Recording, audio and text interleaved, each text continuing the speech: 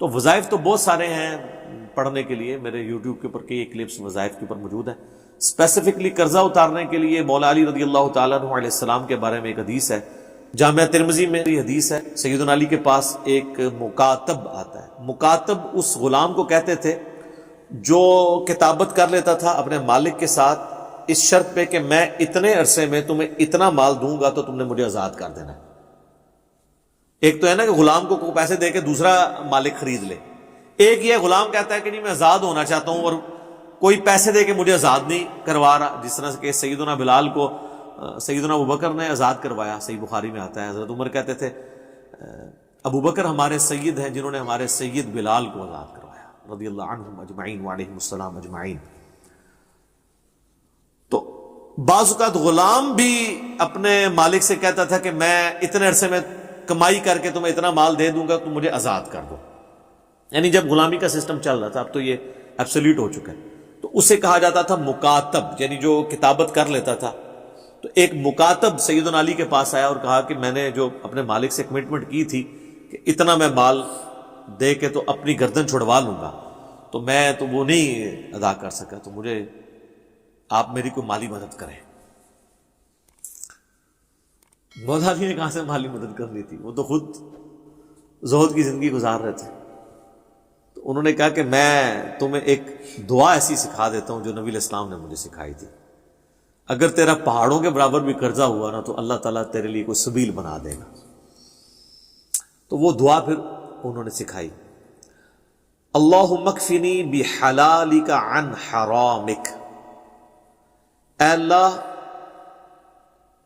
تو میرے لیے کفایت کر جا حلال کے مال کے ذریعے سے حرام سے مجھے بچاتے ہوئے، وَأَغْنِنِي بِفَضْلِكَ عَمَّنْ سِوَاكَ، اور تو مجھے غنی کر دے اپنے فضل سے اور اپنے سوا ہر ایک سے مجھے یعنی غنی کر دے، اپنا ہی محتاج مجھے رکھ۔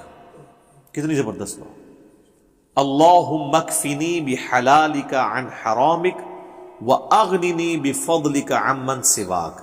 مشکات کی دوسری جلد میں مختلف دعاؤں کی جو یعنی مختلف اوقات کی دعاؤں والا چیپٹر ہے، اس میں آپ کو یہ حدیث مل جائے گی۔ چھوٹی سی دعا ہے، دیکھ کے پڑھیں کچھ عرصہ زبانی یاد ہو جائے گی۔ یہ ہے، اس کے علاوہ میں نے 3 وظائف بتائے ہوئے ہیں۔ صحیح بخاری میں حدیث ہے، ابراہیم علیہ السلام کو جب آگ میں پھینکنے لگے تھے انہوں نے پڑھا تھا حسبنا اللہ ونعم الوکیل، ہم نے اللہ ہی پر بھروسہ کیا اور وہی بہتر کارساز ہے۔ اور ابن عباس کہتے ہیں کہ تمہارے نبی بھی مشکل میں یہی پڑھتے تھے، حسبنا اللہ ونعم الوکیل۔ بلکہ سورہ آل عمران میں آتا ہے کہ اہل ایمان کو جب خبر ملی کہ کافر ان کے خلاف سازش کر رہے ہیں تو انہوں نے پڑھا حسبنا اللہ ونعم الوکیل۔ یہ تو وظیفہ قرآن میں ہے۔ دوسرا وظیفہ ہے جامعہ ترمذی میں، اس کی روایت کمزور ہے، سنن نسائی الکبریٰ کے اندر اور المستدرک الحاکم میں، کہ نبی علیہ السلام ہر مشکل ہر پریشانی میں کہتے تھے یا حی یا قیوم برحمتک استغیث، اے خود سے زندہ ہر چیز کو تھامنے والے میں تیری رحمت کے ساتھ تیری مدد کا سوال کرتا ہوں۔ استغیث الف کے ساتھ پڑھیں گے تو سنگولر کا صیغہ ہوگا، اور نون سے پڑھیں گے تو جمع کا صیغہ۔ برحمتک نستغیث بھی درست ہے، استغیث بھی درست ہے۔ اور تیسرا وظیفہ جو جامعہ ترمذی میں حدیث ہے کہ جو شخص بھی یونس علیہ السلام کی دعا کے ذریعے اللہ کی طرف متوجہ ہوا اللہ اسے محروم نہیں لوٹاتا، لا الہ الا انت سبحانک انی کنت من الظالمین۔ یہ دعا جو ہے سورۃ الانبیاء میں آئی اور اللہ تعالیٰ نے ساتھ ہی فرمایا کذالک ننجی المؤمنین، اسی طریقے سے ہم مومنین کو بھی نجات دیں گے جو ان الفاظ کے ساتھ ہمیں پکارے گا۔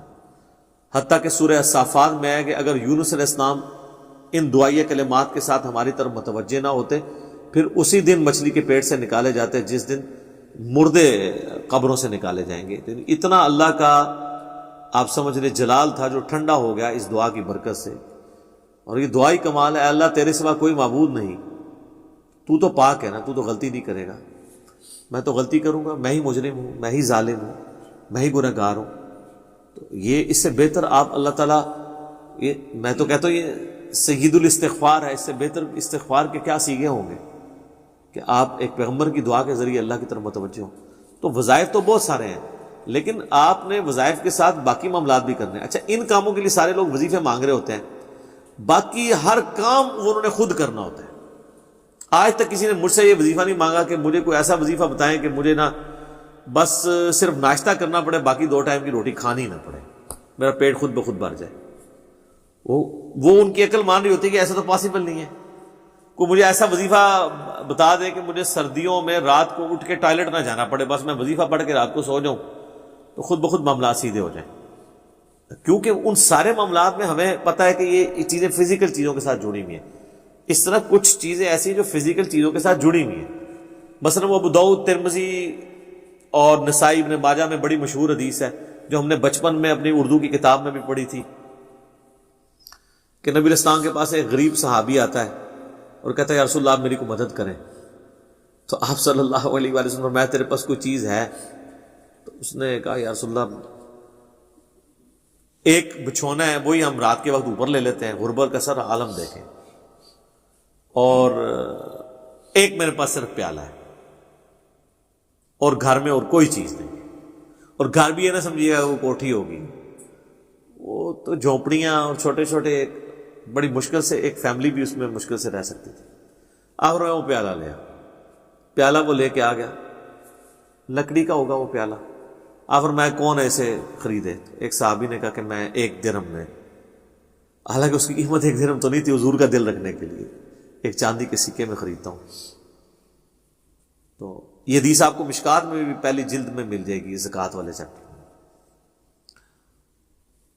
تو آفر میں نے کوئی زیادہ قیمت لگائے. ایک اور صحابی کھڑے ہوئے، رسول اللہ 2 درہم. آپ نے فرمایا 1 درہم سے تو اپنے گھر والوں کو راشن ڈال کے دو، اور 1 درہم سے آپ نے فرمایا کہ جا کے نا کلاڑا خرید کے لاؤ بازار سے. کلاڑے کا بھی وہ یعنی وہ کاٹنے والا حصہ لوہار سے جا کے نا آپ نے اپنے مبارک ہاتھوں سے اس میں دستی فٹ کی، ٹھیک ہے. اور آپ علیہ السلام نے وہ کلاڑا اس کے حوالے کیا اور فرمایا کہ 15 دن تو نے مجھے اپنی شکل نہیں دکھانی، جا جنگل سے لکڑیاں کاٹ اور وہ بیچ کے تو اپنا گزارا کر. لو جی وہ 15 دن بعد آیا تو اس کے پاس 10 درہم ہو چکے ہوئے تھے، اور اس نے گھر والوں کے لیے کپڑے بھی خریدے. پھر آپ علیہ السلام نے اسے کہا کہ یہ اس سے بہتر ہے کہ تو لوگوں سے مانگتا پھرے، تو خود محنت کر. تو نبی علیہ السلام نے امت کو یہ ترغیب دلائی ہے کہ انہوں نے یعنی محنت کے ذریعے معاملات کو آگے لے کے چلنا. صحیح بخاری میں حدیث ہے نا کہ نبی علیہ السلام فرمایا کہ اللہ تعالیٰ کے نزدیک پسندیدہ شخص وہ ہے جو اپنے ہاتھ کی کمائی سے گزر بسر کرتا ہے. اور پھر آپ نے حضرت داؤد کا ذکر کیا کہ اللہ نے ان کو زرہ بنانے کا ہنر سکھایا تھا، وہ اللہ سے دعا کرتے تھے. اس طرح بخاری مسلم میں ملتا ہے حضرت ادریس جو تھے وہ بڑھئی کا کام کرتے تھے، لکڑی کا، جو آپ ترخان کہتے ہیں. تو صاحب یعنی انبیاء کرام یہ سارے کام کرتے تھے اور وہ اپنی گزر بسر کرتے تھے.